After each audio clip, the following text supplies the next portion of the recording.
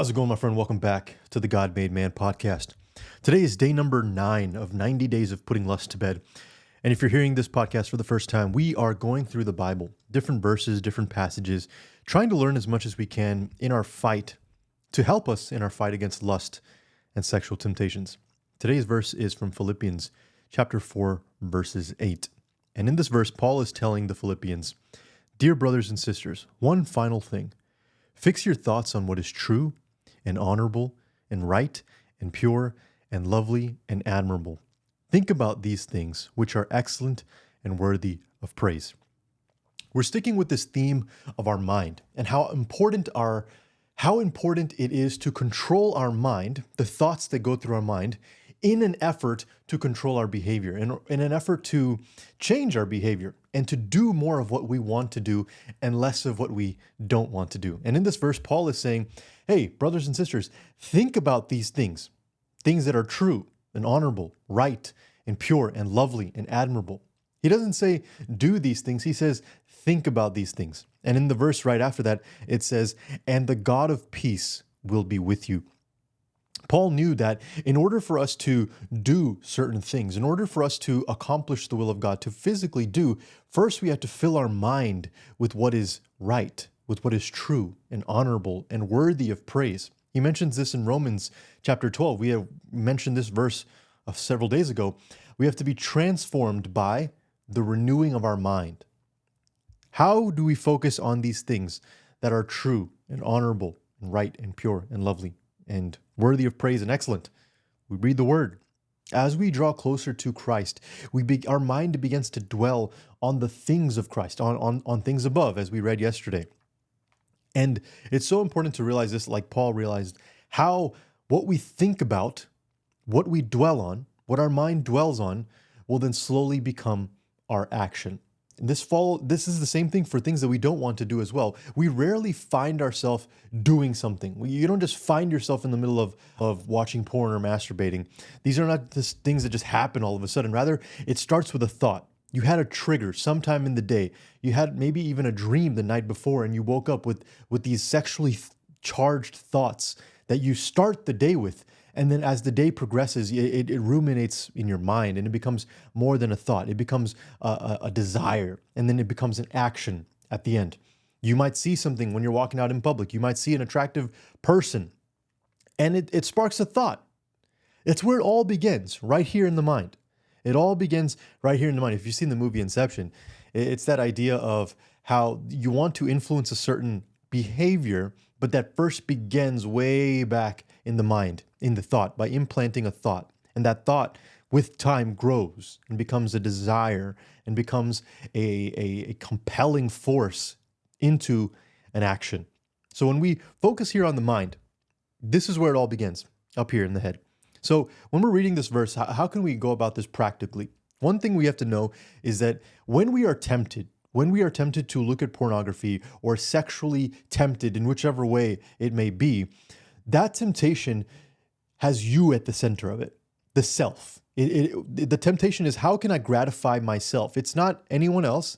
In fact, other people may be involved, but they're not involved for their benefit. They're there for your benefit. Okay? When we are tempted with this stuff, we are the center of that temptation, and it's a selfish temptation. But then for us to turn our mind to these things, which are true and honorable and right and pure and lovely and admirable, it takes us out of that selfish mindset into a selfless mindset, into a greater mindset, and that helps us overcome that selfish desire. One thing that's helped me in my own personal journey has been to make a list of things that I am thankful for. And it sounds kind of dumb in a way. It's a pretty simplistic thing.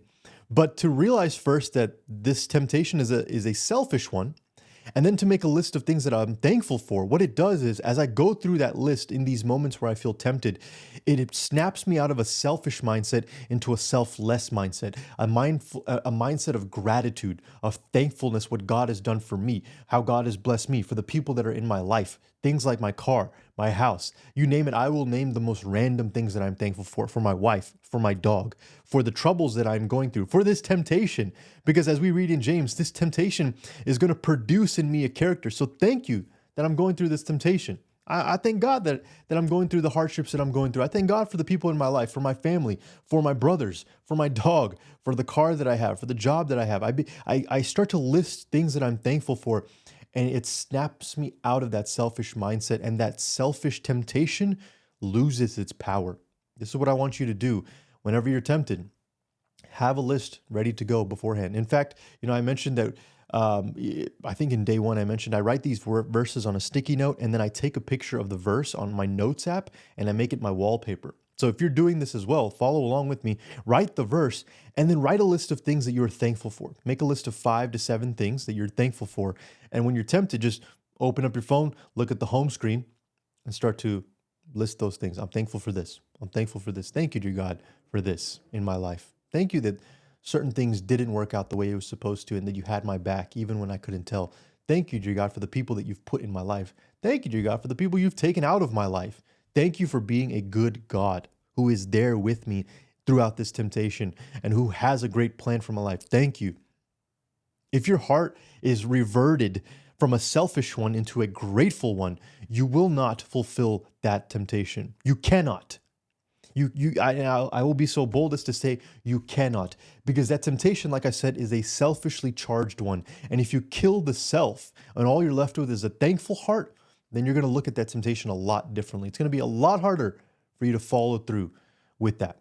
That's all I have to say for this verse. Gentlemen, like I mentioned yesterday, talk with this. Don't just, in this struggle, in this battle that you're facing, you're not alone. You are not the only one who is going through this. In fact, I heard about a study where they were trying to study the effects of pornography on people, and they needed a control group. That means it's a group of people who haven't watched pornography, and they couldn't come up with a control group because almost everyone has. So you're not alone in this struggle, especially as young men. In today's world, it is a very difficult thing to overcome. You're not alone.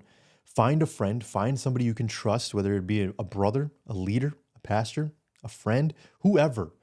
Talk to them about this struggle and say, hey, look, man, I've been going through this. I've been struggling with this, and I don't want to keep going down this road. I don't like the person I'm becoming. I don't like my thought process. I don't like the time that it's stealing from me. I don't like living like this anymore, and I want to change. Open it up. Open it up. That weakens the temptation, that weakens the struggle right there. Because as long as it's quiet, as long as you're not telling anybody, as long as you are just keeping it to yourself, it has a certain power, it has a certain hold on your life. But as soon as you open it up, to somebody else and say, hey, this is what I'm struggling with, that temptation, that struggle loses its power. It no longer has that same grip over you that it used to, because now you're open. Now you're talking about it. Now you're bringing it to the light, and you're exposing it for what it really is. And like I said yesterday, if you feel like you don't have somebody like that in your life, reach out to me. I know you might not know me personally. If you're in the San Antonio area, reach out to me and we'll definitely hang out. But if you're not in this area and you don't have anybody to talk to, reach out. I'll always respond. I try to always respond to emails, to DMs. Especially with this channel being so small, that's the beauty of it, because it's not like I have a huge influx in my email. I just have maybe 1 or 2 people every now and then, and those messages mean the world to me. We are in this together. The purpose of this channel is to help you, is not to grow this channel to so many subscribers or whatnot. While those are all great things, the goal is to help you in a struggle that I have been facing as well, along with you, brother. And by the grace of God, we are going to get through it. Amen.